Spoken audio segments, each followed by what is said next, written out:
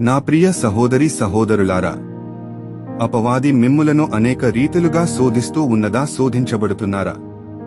యేసు నామమున అపవాదిని ఎదిరించుడి, అప్పుడు వాడు మీ వద్ద నుండి పారిపోవును.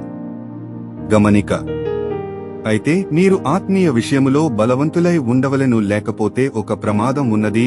ఒకసారి పౌలు భక్తుడు దయ్యములను వెళ్లగొట్టుచున్నాడని విని, శవయ అనబడిన ఒక వ్యక్తి కుమారుడు దయ్యములను వెళ్లగొట్టాలని చూస్తే, ఆ దయ్యము వాని మీద పడి వాని వంటిమీద వస్త్రములు నూలు పోగు లేకుండా తీసివేసి అవమానానికి గురిచేసింది దయ్యం ఆ వ్యక్తిని. కారణమేమిటంటే, శవయ కుమారుడు ఆత్మీయ జీవితములో బలవంతుడిగా లేడు, దేవుని యందు భయము భక్తి లేని వ్యక్తిగా ఉన్నాడు, అందుకే అవమానపరచబడ్డాడు.